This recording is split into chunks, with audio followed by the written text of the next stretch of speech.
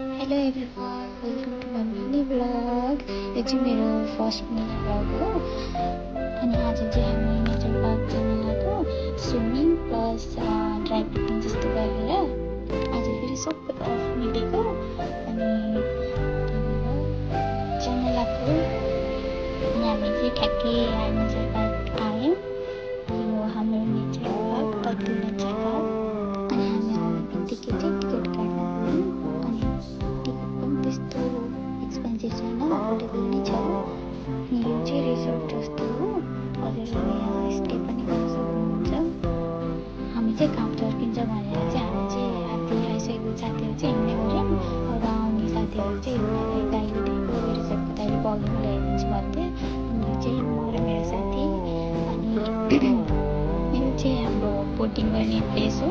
यस्तो राम्रो छ कि यहाँको ठाउँहरू होइन, यस्तो पिस छ कि त्यही भएर नै यहाँको मान्छेहरूले यो ठाउँलाई नेचर पार्क भनेर त्यसरी राखेको रहेछ कि है।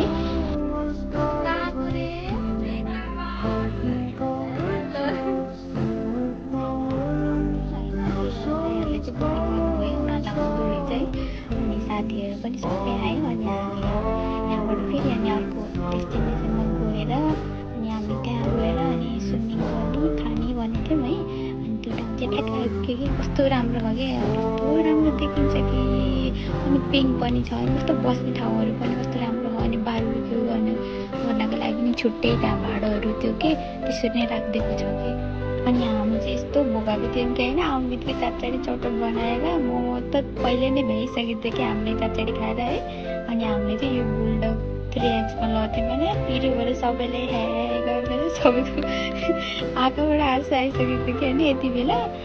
अनि हामी चाहिँ खाएर अनि त्यसपछि फोटो भिडियोहरू खिच्न थाल्यौँ।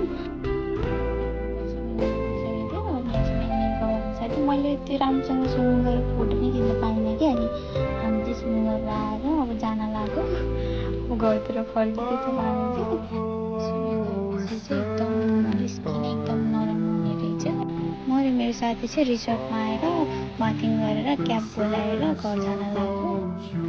हजुरहरूलाई राम्रो लागोस्। Thanks for watching, by.